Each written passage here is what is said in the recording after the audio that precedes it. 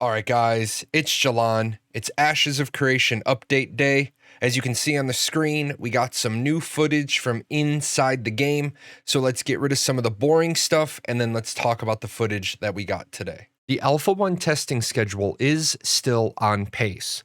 However, there is no update on reopening Alpha 1 sales. As they said during the live stream, they ran into issues last weekend, and they need to address some things before Steven feels comfortable even discussing the idea of opening up Alpha 1 again. Intrepid is hiring again. They've onboarded 8 or 9 people out of the 35 they want to hire this cycle. Steven couldn't put an exact number on it because some people have onboarded and some positions have been filled with people signing their letters. This puts their team above 90, right around probably that 95 mark, so this is really good news. The new website came out today, and well, it was met with some mixed reactions.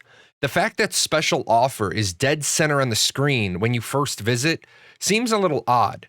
Like the purpose of this website has suddenly become marketing and sales rather than a clearinghouse of information about the game. In fact, you have to scroll down pretty significantly on the website to find any information about the game on the main page. My web designer took one look at this and instantly did a quick redesign, and you can see this way looks so much better. At least you are showing some information about the game before you are pushing this special offer, which, by the way, there is nothing special about this offer. This is just the standard pre-order packs.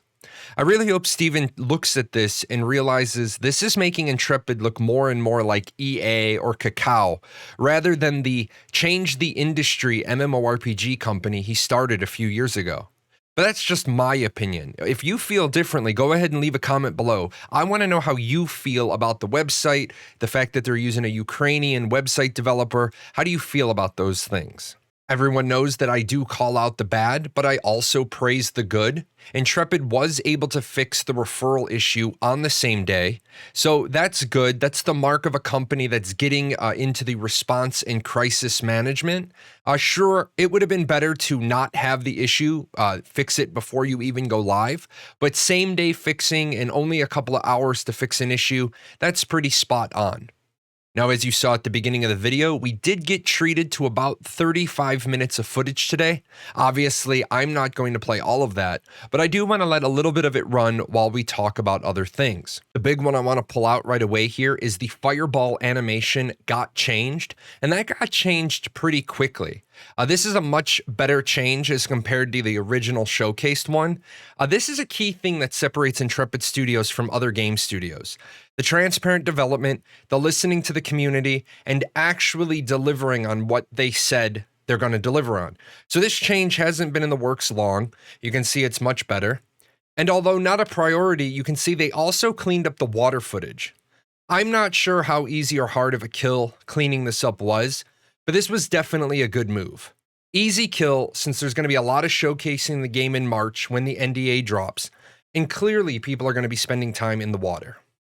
One interesting fact we got out of the video, that is, there's not going to be idiot lights over the NPCs' heads. Instead, the color of the name of the NPC will indicate to the player what type of NPC it is, quest giver, merchant, etc.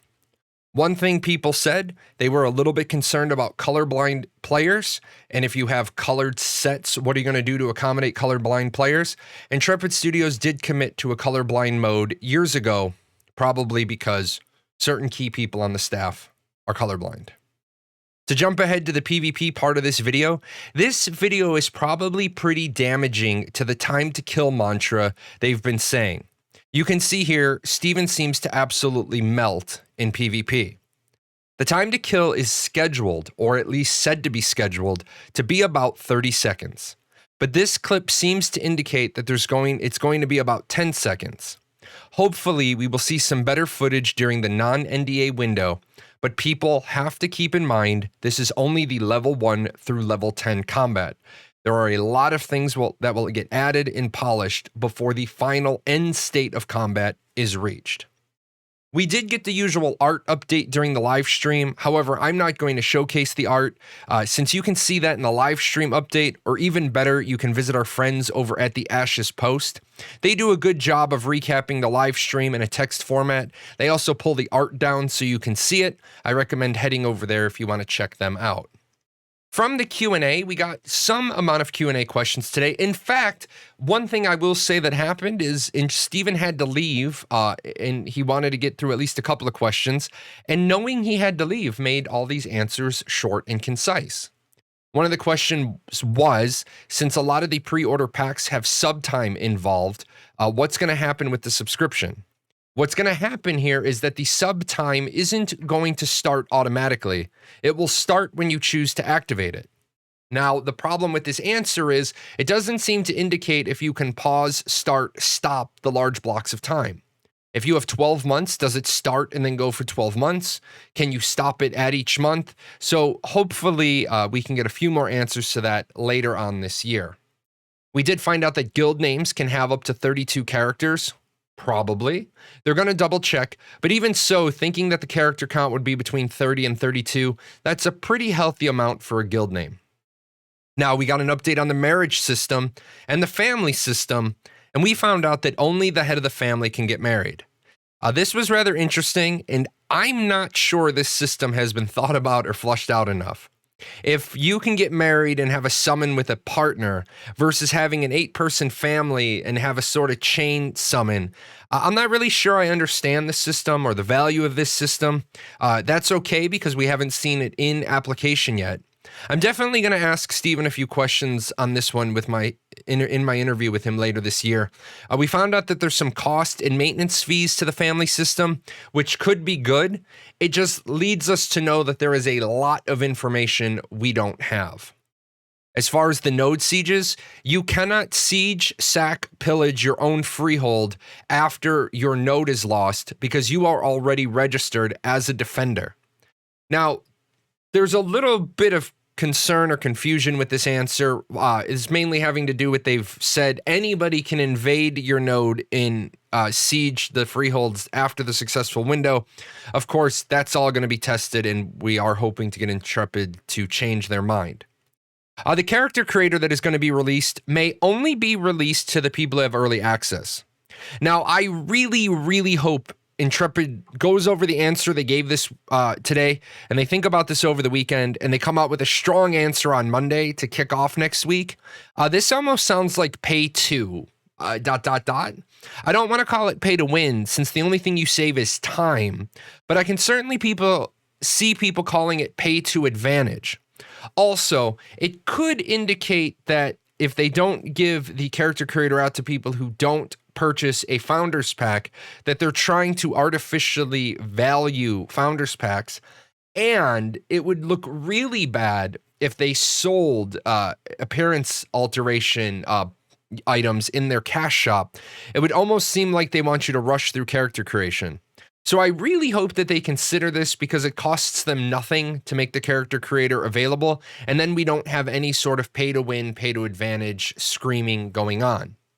Somebody asked a question about Caravan Defender rewards, and they said, how is Intrepid going to incentivize people to defend caravans?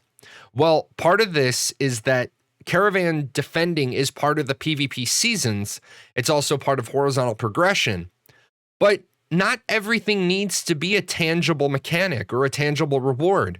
A good part of caravan defense is going to be social interaction, talking to people, working with people, friends, allies. Some things need to be a social player-based answer. Finally, as much as the 35-minute footage is amazing to see, I believe Intrepid needs to rethink this strategy. The live streams used to be like 10 minutes marketing, 20 minutes art, and 30 minutes Q&A. And I believe that's what people are really interested in. Hearing Steven and Jeff talk about the game showcase features that we don't have information on.